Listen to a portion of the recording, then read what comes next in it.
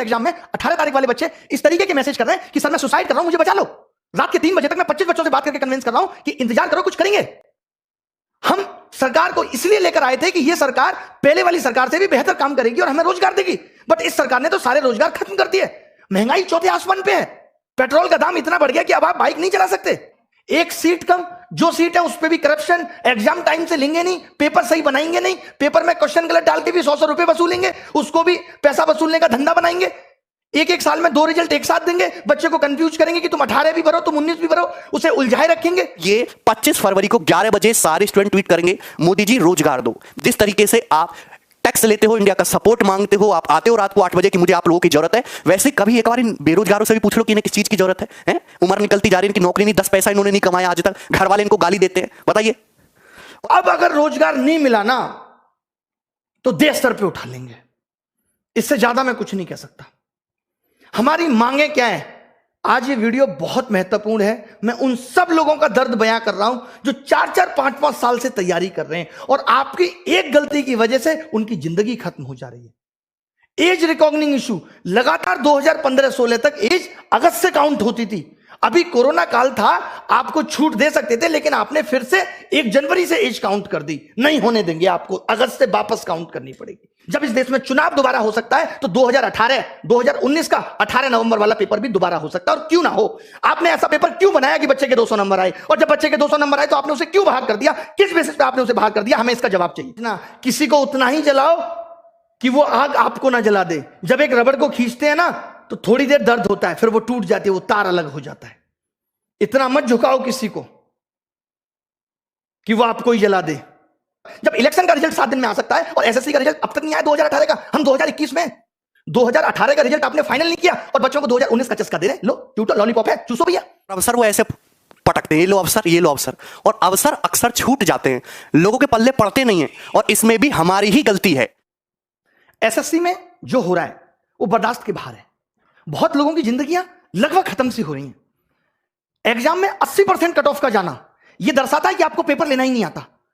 18 तारीख वाले मेंस में बच्चों के 200 नंबर आने के बाद भी सिलेक्शन ना होना क्या साबित करता है? कि जान निकाल के रख दो पेपर के अंदर, तब मेरा सिलेक्शन होगा। कल जब से 18 का रिजल्ट आया है 19 का, 2019 एग्जाम में 18 तारीख वाले बच्चे इस तरीके के मैसेज कर रहे हैं कि सर मैं सुसाइड कर रहा हूं, मुझे बचा लो। रात के 3 बजे तक मैं 25 बच्चों से बात करके कन्विंस कर रहा हूं कि इंतजार करो, कुछ करेंगे। हम सरकार को इसलिए लेकर आए थे कि यह सरकार पहले वाली सरकार से भी बेहतर काम करेगी और हमें रोजगार देगी, बट इस सरकार ने तो सारे रोजगार खत्म कर दिए। महंगाई चौथे आसमान पे है, पेट्रोल का दाम इतना बढ़ गया कि अब आप बाइक नहीं चला सकते। रसोई गैस की कीमत इतनी बढ़ गई कि वापस अब चूल्हे पे आना पड़ेगा। एक तरफ तो आपने कमाने के साधन छीन लिए, एक तरफ आपने हर चीज का मूल्य बढ़ा दिया और आप कहते हैं हम करप्शन करते नहीं, और जनता कहती है यह सरकार बहुत अच्छी है। 2019 में इंडिया करप्शन के स्थान पे 80 नंबर पे थी और 2020 में वही 86 नंबर पे हो गई। मैं पूछना चाहता हूं, अभी तो जांच बैठी नहीं, तब 6 अंक आगे निकल गई। जिस दिन जांच बैठेगी तो पता चलेगा ना कि करप्शन हो कितना रहा है। क्या बिना करप्शन के वैकेंसी खत्म हो गई? एक सीट कम, जो सीट है उस पर भी करप्शन, एग्जाम टाइम से लेंगे नहीं, पेपर सही बनाएंगे नहीं, पेपर में क्वेश्चन गलत डाल के भी 100 रुपए वसूलेंगे, उसको भी पैसा वसूलने का धंधा बनाएंगे। एक साल में 2 रिजल्ट एक साथ देंगे, बच्चे को कंफ्यूज करेंगे कि तुम 18 भी भरो, तुम 19 भी भरो, उसे उलझाए रखेंगे। रिजल्ट इतना लेट कर देंगे ताकि वो बोल ही ना पाए, टूट जाए। जैसे कहते हैं ना, कोई अगर आपसे उधार पैसा ले ले, उसको हर दिन कॉल करने दो, रोज उसे घर आने दो, एक दिन वो आना भूल जाएगा, अपने पैसे भूल जाएगा कि भाई मैं इससे ज्यादा परेशान नहीं हो सकता। डिसाइड किया है कि 5 दिन के अंदर हम ये हैशटैग चलाएंगे, मोदी_रोजगार_2। 5 दिन के अंदर, यानी आज 25 तारीख को सुबह 11 बजे पहली चीज। और जितनी भी आप देखिए, ये मीडिया जो है पारी हो रही है, ये दिखाती है। ये मीडिया श्वेता का ऑडियो वायरल हो गया, ये दिखाती है। ये मीडिया विनोद दिखाती है। ये मीडिया जोमेटो वाला सोनू दिखाती है। ये मीडिया तैमूर ने किस कलर का कच्चा पहना, ये आप पढ़ लीजिएगा। ये देखिए, मेरा 481 रॉ स्कोर, एससी कैटेगरी में सिलेक्शन नहीं हुआ। इसको देखिए, सर मैं सुसाइड की सोच रहा हूं, बचा सकते हो तो बचा लो। ये लोगों के मैसेज है। पगले हो क्या? तुरंत मैंने कॉल किया, उसको समझाया, सर कुछ तो करो, आपसे मेरी एक्सपेक्टेशन है। लोग इस तरीके के मैसेज कल से ही रिजल्ट आने के बाद कर रहे हैं। ऐसे तमाम मैसेज हैं कि मेरे 535 नंबर थे बट अब लग रहा है जॉब नहीं मिलेगी। इतना निराश हो चुका है युवा। यार इस दर्द को हम भी नहीं बर्दाश्त कर पाएंगे, हम खुद मर जाएंगे। जिस तरीके से सरकार का हक है टैक्स कलेक्ट करना, आप टूथब्रश, पेंट, साबुन, एवरीथिंग, सुई से लेकर आप जो भी खरीदते हो, आप हर एक चीज पे गवर्नमेंट को टैक्स देते हो, खाने के बिस्किट तक पे। उसी तरीके से सरकार की भी नैतिक जिम्मेदारी है कि भारत में रहने वाले हर एक व्यक्ति को उसके अनुभव के हिसाब से, उसकी एजुकेशन के हिसाब से, उसके टैलेंट के हिसाब से रोजगार दिया जाए। ये दोनों एक दूसरे की पूरक चीजें हैं। हाँ, देश की जनता तो सरकार का सहयोग भरपूर कर रही है, जरूरत से ज्यादा टैक्स देने को तैयार है, लेकिन सरकार को जितना रोजगार देने चाहिए उसका 10% भी रोजगार युवाओं को नहीं दे पाई है। तो ये क्या है? ये एक युवा विरोधी सरकार की तरह इसको देखा जाना चाहिए। आप बताओ कि कोई भी नेता, कोई भी अधिकारी, कोई भी पॉलिटिशियन अपने दिल पे हाथ रख के ये कह सकता है कि मैंने पिछले 5 सालों में कुल मिलाकर भी 2 करोड़ रोजगार दिए हो? साल में 2 करोड़ रोजगार देने की बात तो बहुत दूर की है कि पिछले 5 साल में कुल मिलाकर भी 2 करोड़ रोजगार इन्होंने दिए हो। कोई भी नहीं कह सकता। कहते हैं कि हमारा इंडिया डिजिटल इंडिया बना। भाई डिजिटल तो विश्व बनना है। अफ्रीका में भी इंटरनेट चलता है, नेपाल में भी इंटरनेट चलता है, भूटान में भी इंटरनेट चलता है। हाथ में एंड्रॉइड फोन आ जाना और सस्ता इंटरनेट आ जाना और फेसबुक पे अकाउंट बन जाने को डिजिटल इंडिया कहते हैं। जिस इंडिया में 1 लाख स्टूडेंट का ऑनलाइन एग्जाम एक दिन में नहीं हो सकता, वो काहे का डिजिटल इंडिया है? बेरोजगारी 45 साल के चरम लेवल पे, कोई बात हुई भाई? ये बेरोजगारी 45 साल के चरम लेवल पे पहुंच गई। आप 1 लाख स्टूडेंट का एग्जाम एक दिन में नहीं करा सकते एसएससी सीजीएल टायर 2 का। अरे चलो पैसा नहीं है, 3 दिन में भी करा रहे हो, सेंटर आपको वही रखने को कि उनको पैसा दे दिया है, 3 दिन में एग्जाम करा रहे हो, कम से कम पेपर का लेवल तो सेम रख लो। 19-20 का फर्क चलता है, यहां तो 5-50 का फर्क चल रहा है भाई। आप 15-16 का पेपर चलो ठीक है, लगभग एक जैसा, हम कॉम्प्रोमाइज कर लेंगे, पर उनमें भी फर्क है। 18 तारीख का पेपर तो कतई रद्दी है एमटीएस वाला। हमारे खुद के सैकड़ों लड़के जिनके 200/200 नंबर है।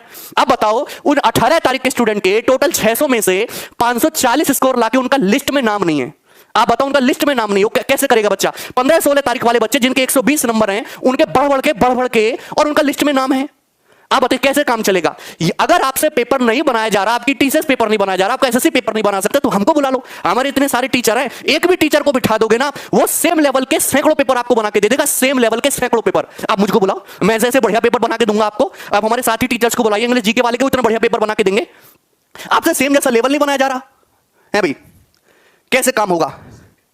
दूसरी बात ये कह रहे हैं कि हम सीईटी लाएंगे, कॉमन एलिजिबिलिटी टेस्ट, रेलवे के, बैंकिंग के, एसएससी के, सारे स्टूडेंट को एक साथ इकट्ठा कर लेंगे। तुम एक बात बताओ, तुमसे अलग अलग तो एग्जाम सही से हो नहीं रहा।